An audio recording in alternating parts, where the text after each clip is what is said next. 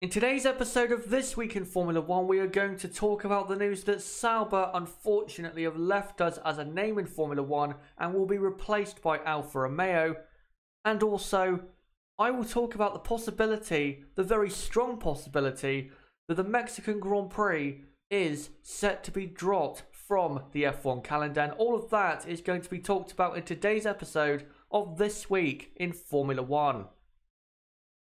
So, first off, we will go into the biggest news of the week. And the biggest news is that Sauber, unfortunately, as a name in Formula One, are now gone. They first entered the sport in 1993. And, well, it's a very sad end for that name in Formula One because they've never been, very successful, but they've always been a big part of the Formula One family, especially that name. So it is a shame that Sauber are leaving us. And this is what team principal of now Alfa Romeo Racing had to say about the change of name to Alfa Romeo Racing. So hold on a minute, let me just take this away. So Frederick Vasseur had to say, it is a pleasure to announce that we will enter the 2019 Formula One World Championship with the team name Alfa Romeo Racing. After initiating the collaboration with our title sponsor Alfa Romeo in 2018, our team made fantastic progress on the technical, commercial and sporting side. We aim to continue developing every sector of our team while allowing our passion for racing to drive us. By the way, the article or the quote, which I got that from was from Autosport, in case you are wondering if you want to see the article yourself. So that's what Frederick Vasseur had to say. And it is a positive thing in terms of this team becoming consistently, say, getting up to the higher parts of the midfield, but it is still a shame that we are losing that name of Sauber. But they are going to get more funding, more money to possibly be even stronger in 2019 compared to what they were like in 2018. But let's now go through their history as Sauber. So starting off in 1993, that is when Sauber entered Formula One, basically as maybe not a Mercedes works team, but they were definitely Mercedes's way back into Formula One after Mercedes left Formula One at the end of 1955 after that horrible crash at Le Mans that year. They essentially allowed Mercedes to come back into Formula One, and Sauber, from the moment they came in as a new team, you'd think as a new team, it'd take time to build something, and maybe by season 4 or 5, you'd start, to get some impressive points finishes. But Sauber were doing that immediately. They were consistently at times qualifying inside the top 10, getting in the top 10 in the race results, finishing in the points, which back then were the top 6, not the top 10. They were very, very impressive for a new team in Formula One, and I know they had some backing behind them, but still, they were very impressive in those first 2 or 3 years. And especially when Heinz-Harald Frentzen drove for Sauber between 1994 and 1996. And as you can see there, Red Bull sponsored Sauber. That's when Red Bull first came into Formula One in 1995 as a sponsor or just being involved in F1. And Frentzen was basically their first proper driver. They did have Carl, I always mess up the pronunciation of his name, Carl Wenglinger. I think it's how it's pronounced. If I butchered his name, sorry, but before his massive crash at Monaco in 1994, he was a very good driver, but I don't think he was as good as Frentzen, who in his Sauber days was very impressive. He, a couple times, qualified inside the top 3 or 4 in a car that was not good enough to do that. And a couple times had a podium finish and continued Sauber's impressive start to their journey in Formula One. But then once Frentzen left Sauber, They then had, I think, a tough period once Frentzen left the team. Between 1997 and the year 2000, in 97 they had Johnny Herbert and Nicholas Larini in their car. And then for 98 they had a Lazy and Herbert.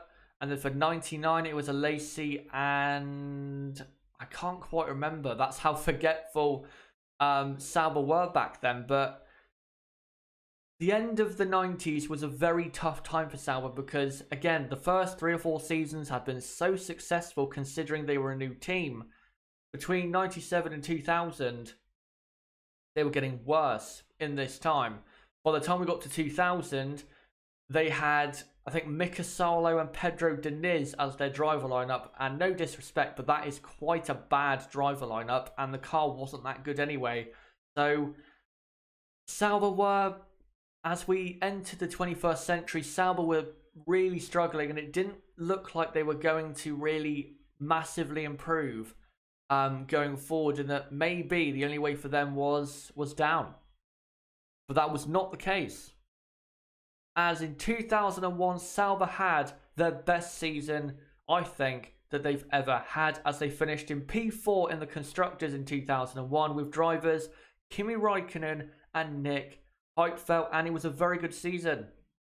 They were consistently finishing the points, qualifying most times in the top 6 or 7 or top 8, and even had a podium with Nick Heidfeld at the 2001 Brazilian Grand Prix. And 2001 was just such a great season for Sauber. But this was only the first part of what was a good period for this team, as in 2002, their car wasn't as good, but they were still, you know, having some very impressive finishes, getting some good, even great points, to be honest, never mind good. So they were still doing well in 2002. In 2003, Sauber, they were still looking good, but they were kind of getting worse at this point compared to 2001 and 2002. They did have a podium with Frentzen, who came back to the team in 2003. They did have a podium with him at Indy in 2003. But Sauber, yeah, by 2003, they were kind of getting worse compared again to 2001 and 2002. But then in 2004, when Giancarlo Fisichella, that is, came into the team, he had a very impressive year, had plenty of points finishes, and Sauber had a successful season. But then in 2005, Sauber weren't really that great. They didn't really get to grips with the new technical regulations of 2005. And the drivers at the time, Jacques Villeneuve and Felipe Massa, did okay considering the machinery they were given. At times did very well. For example, Felipe Massa, I think, finished in P4 at Canada in 2005 and P5 at Spa that year, I believe. But yeah, by 2005, things, even though 2004 was an improvement on 2003, 2005 was quite disappointing. But the sad thing for Sauber is they couldn't really go on anymore because BMW had now bought out the Sauber team and now essentially were a works team, the BMW works team. And they were the BMW works team between 2006 and 2009. And this was, even though personally, guys, I don't count this as proper Sauber. I don't properly count it as Sauber. I count this as BMW. You know, it still technically, I guess, counts. This was their most successful era that they've ever had, and there's no surprise because they were a works team as BMW. So 2006, they had a couple podiums with Kubica and Heidfeld. Villeneuve did do some races, but wasn't that great. He had some decent races, but nothing special. In 2007, they finished second in the Constructors because McLaren got disqualified for Spygate and had a very impressive season. Then in 2008, they finished P3 in the Constructors and, in my opinion, missed a golden opportunity to win both the Drivers' and the Constructors' Championship, because after the 2008 Canadian Grand Prix, which Robert Kubica won in a BMW 1-2, by the way, they then decided to give up developing the 2008 car and start developing the 2009 car because they thought that they were going to have a better chance in 2009 than they would in 2008. In hindsight, and what I would have done at the time, is focus all development on the 2008 car because Kubica was leading the championship. And I think BMW were in second place and only a point off the top in the constructors. And I still don't get why they decided to give up so early on that car when, again, they had such a great opportunity to take the title, but they blew it. If they continue developing that car, I think BMW, maybe they wouldn't have won the constructors, but I think Robert Kubica probably would have won the drivers' championship because you have to remember as well, Kubica didn't fall out of contention for the title until after the penultimate race in Shanghai. So despite the car not being that great for most of the season after Canada, Kubica was still getting points finishes and remaining just about in the title hunt. So imagine what would have happened if BMW had developed the car. You never know. You never know. And then for 2009, which they were developing for, and they were such a big proponent of the curse system, 2009 was such a failure for BMW that they pulled out of the sport at the end of 2009. Now, they cited the reason they gave for leaving was developments in motorsport. What I basically think they did was they were so embarrassed that they gave up development early on the 2008 car to focus on 2009 and to be such a big proponent of the curse system. Because it failed for them so hard, I think they basically left in embarrassment. I don't think they left because they genuinely weren't interested anymore. I think they left because it was such an embarrassment to start working on the 2009 car when they did, and to get it so wrong and to have such a failure with their curse system. It was so embarrassing for BMW, and they left at the end of 2009. But Sauber, the proper Sauber, returned for 2010. And, well, after 2010, or in 2010, it was quite a tough season for Sauber because they had to now recover after BMW left them at the end of 2009. And I think in 2010 they did do a good job. They couldn't really do that much because I think the 2010 car had been kind of designed-ish by BMW, so they couldn't really do that much with the 2010 car. In 2011, things improved. Not much, but they did improve. And then in 2012, Sauber had one of their best seasons, right up there with 2001, in terms of just how great they were. Sergio Perez had 3 podiums, and Kamui Kobayashi had 1 podium. Perez had a podium in Malaysia, Canada, and Monza, and Kobayashi had a podium on his home race at Suzuka.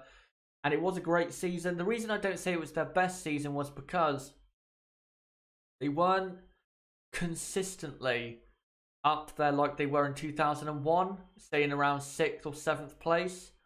So that's why I don't say they were, that 2012 was their best season, because I don't think it was, but it definitely was one of their best, no doubt about that. And then in 2013, their car did drop off in the first half of that season. It definitely did. The 2013 car wasn't that good. It did improve though massively for the second half of that season, but that would go on to cost them once the new V6 hybrid rules kicked in, because they basically were behind, aerodynamically especially, compared to their midfield rivals, because they had been focusing on developing the 2013 car, especially at the end of 2013. And yeah, once the new V6 hybrid rules came about, in 2014, Sauber had, I'm going to say it now, I think Sauber in 2014, that was probably their worst season, because not only were they slow, but they were literally irrelevant. They were irrelevant. that was such a forgetful season for Sauber that, I mean, how can we even really talk about it? Nothing happened for them at all. At least in other seasons, even like 2017, they had a points finish with Pascal Wehrlein in Spain. In 2014, there was nothing. It was nothing. They were slow from start to finish, didn't really improve over the course of the season, but at least they did improve for 2015, where Sauber had a few points finishes, especially with Felipe Nasr, who got a very impressive one, P5 in his first Grand Prix in Australia. It looked as though, now that the Ferrari power unit they had was now improving and the Sauber car aerodynamically was better, it looked as though Sauber were back on the up. But 2016, they got worse, and I think they were lucky to beat Manor in 2016, and I don't think they really deserved to. I think Manor deserved to beat them, and I think Manor at the time deserved to be in Formula 1 more than Sauber did. Even though Sauber do deserve as well to be in Formula 1. And it wasn't looking good for Sauber, as it became clear they now had a lot of financial difficulties, and it looked as though their time in Formula 1 was almost up. As in 2017, they finished last in the Constructors, in 10th place. They did have 2 points finishes, which was more than what they had in 2016, but it was still a very poor season compared to even say 2015. It was a very poor season for Sauber indeed. But then in 2018, things improved as they now had an updated Ferrari power unit and now had Alfa Romeo as a title sponsor, and they improved so much for 2018, as at the start of 2018, they didn't have the slowest car, but they had probably the second or third slowest car on the grid. But then by the end of the season, they had the best car in the midfield. It was such an impressive season for Sauber in terms of how they made progress as the season went on. It was so impressive to see them do that, because I thought going into 2018, I thought they would improve as the season went on, but I didn't think it'd be like that. I didn't think they would go from 16th or 17th on the grid to P7, P8, or even P6. I didn't think they would go to that level. So a very impressive season for Sauber. But for 2019, the Sauber name disappears and they now become Alfa Romeo Racing. But before I get onto Alfa Romeo and their kind of backstory, I want everyone in the live chat right now and in the comments section to press F to pay respects to Sauber. They are gone, but they are not forgotten. But now let's move on to Alfa Romeo and their history. And their history in Formula 1 starts at the very start of the history of F1, as they won the first ever Grand Prix in Formula 1 history, the 1950 British Grand Prix at Silverstone in May 1950. And this picture, by the way, is actually from that race. It's a very historic photo. The first person to win a Grand Prix, Giuseppe Farina, who also won the championship in 1950. It was a very good start for Alfa Romeo, as at that time, they were one of the best, if not the best, racing team out there, and were very strong at the time. Also, I think they had Juan Manuel Fangio in that car as well. I'm not quite sure, because I'll be honest, my history when it comes back to 1950, 1951, or 1952, 53, it's not great, because I don't really look back at this time period a lot. But they started off very successfully in Formula 1, but 1951 was their last season, as the Italian government would not fund the Alfa Romeo Racing team anymore and their engine programs and stuff like that. So they decided to leave Formula 1 at the end of 1951 and pull out of 1952. But I also want to say and make this point. This might be controversial, but maybe not. With Alfa Romeo coming back into the sport, technically, the oldest constructor in Formula 1 history has returned, because In the first ever race at Silverstone in 1950, Alfa Romeo were there and won the race. Ferrari were not there. Ferrari entered the next race at Monaco in 1950. So technically, Alfa Romeo are now the oldest constructor in Formula One history, and Ferrari now don't have that label. So think about that. That's an interesting stat, I think. But Alfa did come back into the sport in 1979. They also were supplying engines around this time, and I believe in 1978 as well. So they were starting to come back into Formula One, and then in 1979 they came back in as a constructor. And then between 80 and 85, they had at times good results, but they never really had a strong, season. Sorry about my throat there. They never really had a strong season or, a consistent string of good results. They had a good result here or there. I think they had a podium. One podium I remember was the 1980, it was not either 1981 or 1982 Caesar's Palace Grand Prix.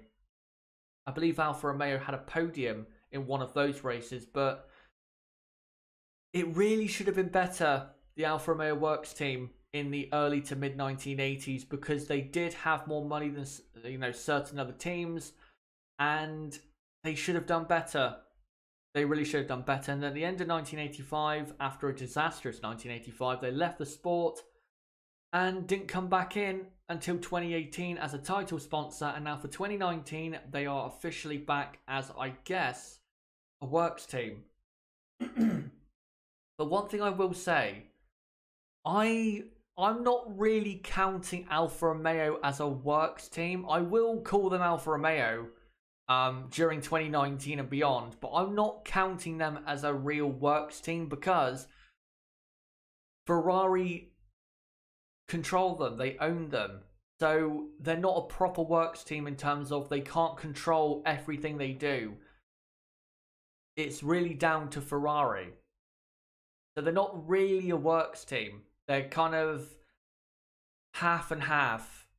They're not really, again, they're not really a works team. So I don't think I can call them a full-fledged works team for 2019. And also, the mechanics that still work for Alfa Romeo now are still a part of, Sauber. So they're not really a works team. It's just the name that is different. But there you go, guys. That is the history of Sauber and also Alfa Romeo. But I want to hear from you guys right now in the live chat and the comments section. What do you think of Sauber's history and also Alfa Romeo's history? What do you think of some of Sauber's best performances, most favorite races or famous races? The best drivers they've had. Let me know in the live chat and the comments section right now. And I will try to answer as many as I can in the next few minutes. And after this video goes up, after the stream finishes, I'll also answer some questions about that as well, or some comments. But before I come to the live chat, I just want to let you guys know, every weekend, if you are new to the channel, every weekend there's not an F1 race. We will be doing This Week in F1, so don't forget to subscribe. Either bottom right of the screen, you can do it right there, or click on my channel name, go to the channel page, subscribe to the channel and hit the notifications bell. And don't forget as well to hit this video with a like. But let me now come to the live chat and see what you guys have to say when it comes to Sauber and Alfa Romeo. It is very sad. I can see some people there. Mario Master, No Leopard Productions, Prussia, Hennessy Bastian, pressing F to pay their respects. And if you haven't already, make sure to pay your respects to Sauber, because it is very sad that Sauber have left us. Very, very sad indeed. Simon Cracklin says, I will miss the Sauber name. Alfa Romeo Racing just sounds odd in my opinion. I'd rather them just call it Alfa Romeo like they did in the 80s. Alfa Romeo Racing, yeah, it doesn't sound great. It really doesn't sound great. He also says or asks, do you think Sauber should have achieved more in Formula 1? As BMW, yes. But as Sauber, proper Sauber, I think they've done the best they could. I think they have done the best they could. So, yeah. Warwick Bull, the Brabham fan car had an Alfa Romeo engine. Yep, that's the one I'm thinking of. In 1978, that was the Brabham Alfa Romeos. Prussia says they are not a works team because only the name of Sauber disappears, so technically they are still Sauber. They are technically Sauber, they just don't have the name of Sauber. So, yeah. But then again, they were kind of Alfa Romeo anyway in 2018, because without Alfa Romeo, they wouldn't have finished where they did in the Constructors, and they wouldn't have been as good as they were during 2018. Snow Leopard Productions says, I definitely rate Heidfeld and Kubica. They were a good partnership. They were a very good partnership, but they just didn't have good enough cars to, as a partnership, properly get a great Constructors result, like winning the Constructors, which they could have done if they had, again, developed the 2008 car. Simon Cragland asks, who do you think is Sauber's best driver? Right now or all time? Right now it's obviously Kimi Räikkönen, but all time, you have who? You have Kimi Räikkönen, Heinz-Harald Frentzen, Jean Alesi, Felipe Massa, Fisichella, who else? Kubica, Perez, Hulkenberg, Leclerc. He means all time. Right, okay. I'd probably have to say Kimi Räikkönen for right now and Kimi Räikkönen for all time, to be honest. I think Kimi Räikkönen is the best driver Sauber ever had. I mean, Kubica was great, Alesi, all that. But I think Kimi, because of what he did in his one and only season at Sauber, I think he has to take it. Warwick Bull asks, if BMW wasn't a disaster in 2009, could they still be in the sport today? I think they would have. Now, you do have the case at that time of the 2008 financial crisis, which did affect a lot of constructors in Formula 1, like McLaren, Toyota, who left, Ferrari. It did affect Ferrari's road car business. So you do have that, but I honestly do think they left because of the embarrassment of 2009. And if 2009 had been a roaring success and they'd basically done what Brawn did, if not better, because they would have been able to develop the car better during 2009, I don't think they would have left. I don't think they would have left. If they won the drivers and the constructors, I don't see, even if they were struggling for money, I don't see how they would have left. I don't see it. If BMW had properly got 2009 right, they would maybe not be in the sport still, but they would have continued definitely, I'd say, to at least 2013 or 2014. So, yeah. I think Heidfeld was better than Kubica, says Simon Cragland. We can't really compare them in 2006 because Kubica entered, halfway through. 2007, Heidfeld was a lot better, but then 2008, Kubica was a lot better. And then 2009, even though the car was bad, Kubica, I think, was better in 2009. I'd have to say Kubica was better, but it was closer than people seem to remember.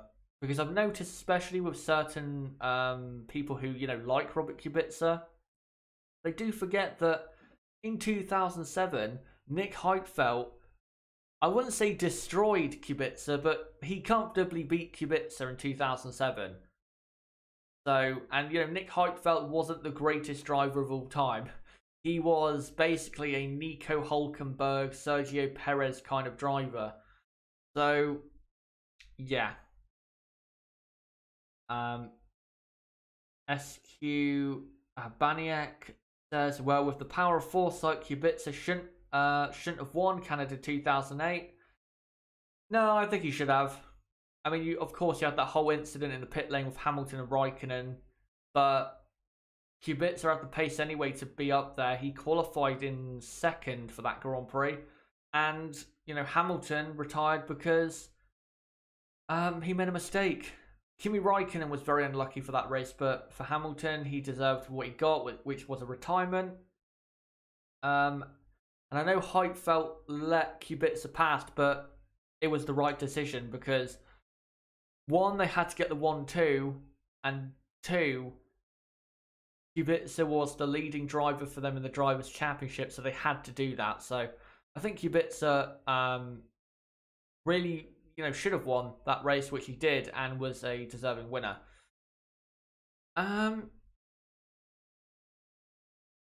He says, I don't mean that. I mean that they stopped development of the car. Yeah. Well, they didn't stop development for that race, though. It was after that race. It was like they were trying to get that one victory so they could then give up on the 2008 car, when what they should have done is just throw everything, money, resources, everything at the 2008 car, and they probably would have won something in that season. Kubica himself said that BMW had a goal to win the race. They won and switched focus to 2009. Yeah, I see their point, but they were in such a good position. They were leading the Drivers' Championship with Kubica, and they were only 1 point behind in the Constructors, or even 1 point ahead. They didn't have to do what they did. They should have continued developing the car. What they did was a horrible decision. And I know you could say that in hindsight, but even at the time, I would have said, develop this car because you don't know the 2009 car might be a disaster, which it was.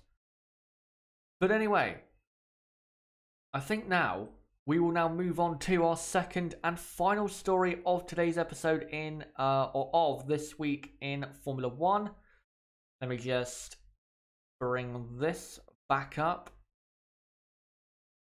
So yeah, the next story is a very worrying story, and I think quite a true story, that the Mexican Grand Prix, guys, is set to be dropped from the calendar because the Mexican government has pulled funding from the race. They're not funding the race after this year's race. And by the way, the Mexican Grand Prix doesn't have a contract for Formula One races for 2020. So it looks as though the Mexican Grand Prix is dead. I don't see how the Mexican Grand Prix can possibly go ahead. I don't see how it can. So it looks as though the Mexican Grand Prix is dead, and it's such a shame because the atmosphere you get at this race it's the best race for atmosphere that we have on the calendar. I know that might sound controversial, but I think it is right now better than Monza, even though Monza is fantastic, or Silverstone. I think it is currently the best atmosphere for a race we have on the calendar right now, and it'd be such a shame to lose it, but I don't see how it is going to stay on the calendar. And by the way, if you're wondering, the Mexican government have come out and said that they are putting the funding towards a railway project, I think it said. By the way, the article for this is on RaceFans.net or racefans.net. So if you want to go look at the story, go to that right now, and you should find it within the first page or two. But yeah, it looks as though the Mexican Grand Prix is dead and buried, and even though let me just raise this a minute. Even though the races haven't been spectacular, we still have had some very good moments at this track since this track and this race in this country came back onto the calendar after leaving us in 1992. 2015 wasn't that good of a race. 2016, though, the end of that race was spectacular with the fight between Verstappen, Ricciardo and Vettel for the podium. It was a great end to that race, and also Raikkonen and Hülkenberg. They also had a battle that was very interesting at the end of that Grand Prix, which resulted in Hülkenberg spinning. That was a very, very good race and a very controversial one at the time. And then in 2017, we had a very good race, in my opinion, where Lewis Hamilton won his 4th Drivers' Championship. So we had a title decider in 2017, and also, let me just put that up there. Yeah, there you go. And also in 2018, where Lewis Hamilton won his 5th title. So even though the races haven't been spectacular, I think they have been good and have provided us enough exciting moments since it's come back onto the calendar, in my opinion. So it would be a shame, not only from an atmosphere and fans perspective, but from a racing perspective. I think it'd be a bad thing to lose this race, because it does offer good racing, in my opinion. Not the best of the year. It's not one of the best 5 tracks on the calendar, but it is a good not a good calendar. It is a good race on the calendar. That's what I was trying to say. And I would be very disappointed if we did lose it, but it looks as though, guys, we are going to lose it, because, you know, the government in Mexico have pulled funding from it. And I will say, you know, it is a shame, but I'm sure, you know, the Mexican government have other things more important to put money towards than a Formula One race, which at the end of the day, even though it is sport, it is also massively entertainment. So it's not the most important thing in the world. So I'm sure they have good intentions taking the funding away. But yeah, it looks as though the Mexican Grand Prix is set to go. And 2019 is probably going to be the last time we see the Mexican Grand Prix for maybe quite a while. So yeah, that is very disappointing. So let me know, guys, now in the live chat and the comment section what you think about this, and what you think about Mexico as a track, and you think of the atmosphere and stuff like that. And also press F again to pay your respects to what is probably going to be in 2019 our last race in Mexico for quite a while. So right, let me look in the chat and read out some comments about this story, which again is disappointing. Very disappointing to hear. SQ Baniak, Damn Corporation Thinking, Hennessy Bastion. Do you believe a takeover like this could ever happen at Williams in the near future? That's talking about BMW and Sauber and also Alfa Romeo. Williams should be pushing for that. They should be pushing for a new works team or constructor to come in and basically take them over, because they are not going to come back to the top of Formula One as Williams. They're not going to. That dream and that hope is dead. They're not going to come back to the top or near the top as Williams. And if they do, it'll be for a season or two.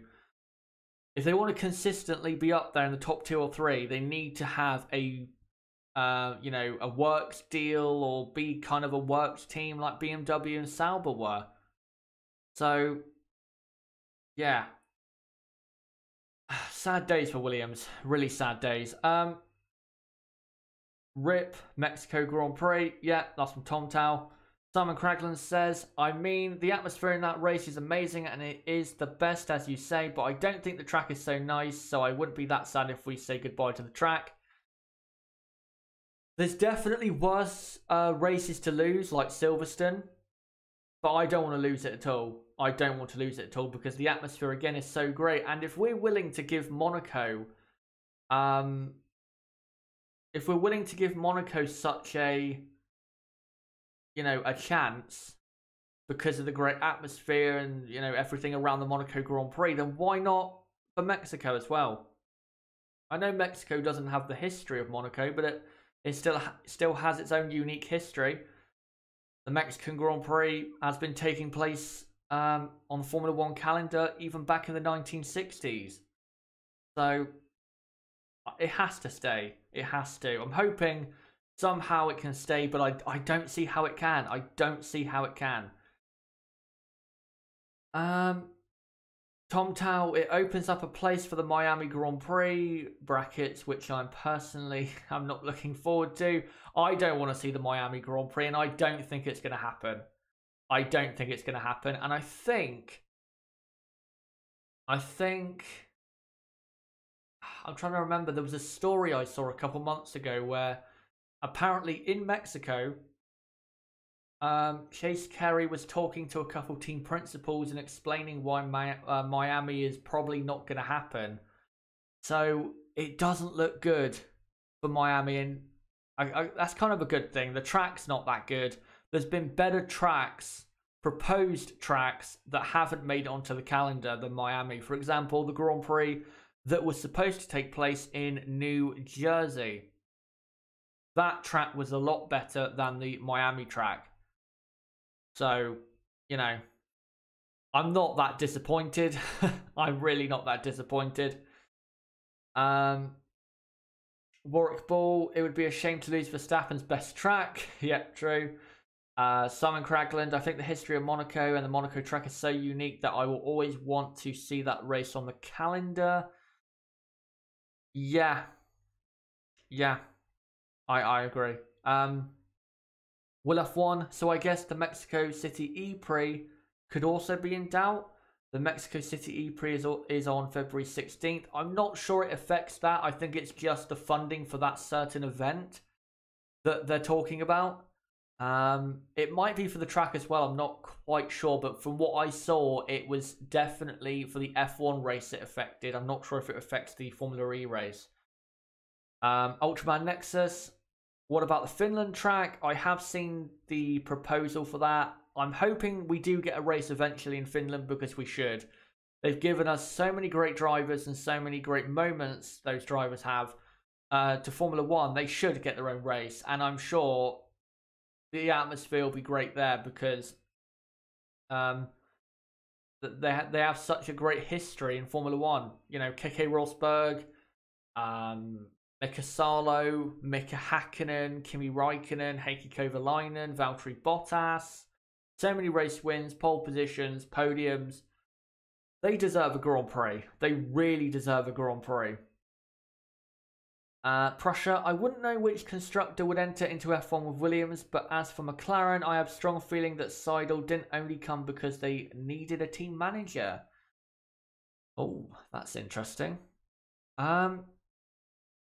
Yeah, maybe.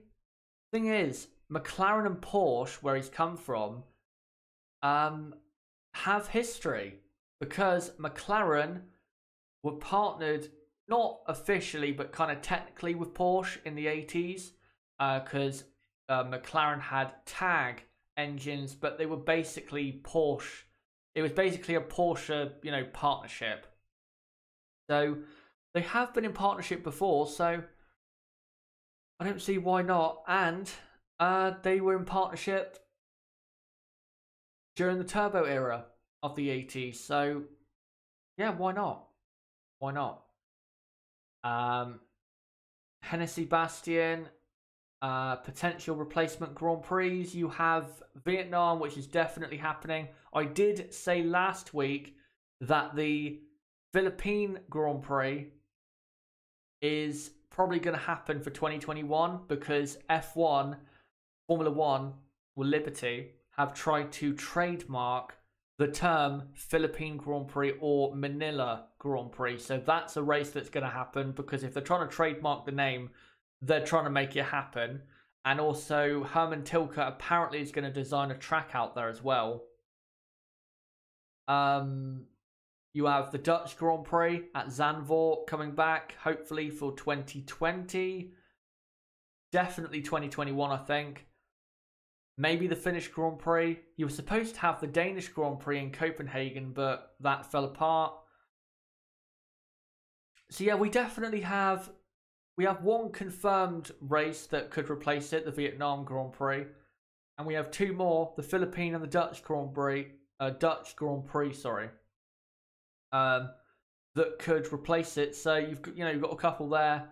I'm trying to think of others. I can't really think of any other races or possible races right now. I mean, yes, you have Miami, but I don't think that's going to happen. I think eventually we will get a street race in America again, like we used to back in the 1980s, when we had Detroit, Dallas, Caesar's Palace.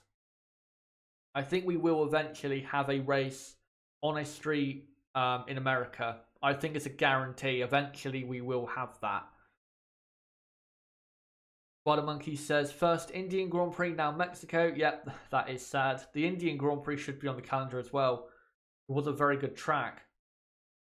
Right, let me just... I'm going to look for a couple more comments and then I will come to the end of this episode of This Week in F1. By the way, sorry this episode hasn't been that detailed, but there hasn't been a lot of news this week, and I only really wanted to do this today because I wanted to pay tribute to Sauber and their time in Formula 1. So that's why I've done this episode. So yeah, sorry if there's not a ton of news, but that's just the way it is at the moment. Caleb asks, what is your 2019 season prediction? If you go back to a podcast me and Nib did 2 months ago, it was called Early 2019 Predictions. It was 2 months ago. It's probably podcast number 17 or 16. If you go back to that and watch it, we give our 2019 or early 2019 predictions in that. So go and watch that because it was very interesting and a bit controversial. Simon Cragland says, I thought you would talk about Stewart's comments about Hamilton today, actually. I did see his comments, but I wasn't really that interested because he didn't really say anything, you know, that interesting. He just gave his opinion. The reason I did the whole thing about Irvine and Vettel was because, one, there was such a massive reaction in the F1 community, and two, his opinion, even though it was strong, was actually correct. Shazza, will you make a video about the midfield teams, please? That is coming very, very soon. Very soon. And I just want to let you guys know, and I might as well come to the end of This Week in F1 today. Let me just... get rid of this and go to this. Yeah, that is the end of this video, guys, but I just want to let you guys know what is coming up next week on the channel. So what there is going to be next week for recorded videos is pre-season previews. So next week there will be most likely at least one pre-season preview, which will be Mercedes, Ferrari, and Red Bull. That'll come out sometime during next week. I'm hoping to get one out as well about Renault, McLaren, and Force India, or whatever their name is going to be. I'm hoping to get that out next week, but it's most likely going to be out the week after, during the car reveal week. So yeah, that's what I'm hoping to get out during next week. And then next Saturday on the podcast, because you guys... I think did enjoy what we did with Sebastian Vettel yesterday. By the way, if you haven't seen that, it's in the description down below. Make sure to check out that video where we analysed, is Sebastian Vettel an all-time great or a fraud? We are going to do something similar with Valtteri Bottas, because he does have a very important year also in 2019. And then hopefully, if there is enough news during next week, I will do This Week in F1 this time next week. But I will also say, don't be surprised if there is a car reveal during next week. I'm not saying I know anything, because I don't, but I wouldn't be surprised if there is a car reveal out of the blue during next week. And if there is, and you haven't heard anything from me, then spam my Discord DM or my Twitter DM to get me to, you know, or get my attention. And then once I've seen that the car's been revealed, I will then go live as soon as possible talking about the car. But yeah, I think we might get something next week. But I'll leave it at that. But yeah, that's what's coming up on the channel next week, guys. And again, that is it for today's episode of This Week in Formula 1. Don't forget to subscribe to the channel for more content like this. Remember, we do This Week in F1 every weekend. There is not an F1 race weekend, so don't forget to subscribe either bottom right of the screen You can do it right there, or click on my channel name, go to my channel page and subscribe to the channel and hit the notifications bell. Like this video, comment down below what you thought of this video and what you thought of the topics we discussed. What did you think of Sauber's time in Formula 1, Alfa Romeo's time in Formula 1 before they came back for 2018? And also, what do you think about the Mexican Grand Prix basically being dropped, and what are your thoughts about the atmosphere of the Mexican Grand Prix and the track and stuff like that? Let me know what you think in the comments section. As well, don't forget to join us on Discord. The Discord server link is in the description. That's the best place, guys, to get notifications for my videos. So don't forget to join that. Also, don't forget to follow me on Twitter at Chaz6110. A great place to keep up to date with me and what's going on with the channel and when I'm going live and stuff like that. And also, check out my website, chazerhd.com, for more content like this. But until next time, guys, until the next stream next weekend, and until my next video next week, which will be us previewing pre-season, it's been me, ChazerHD. Goodbye.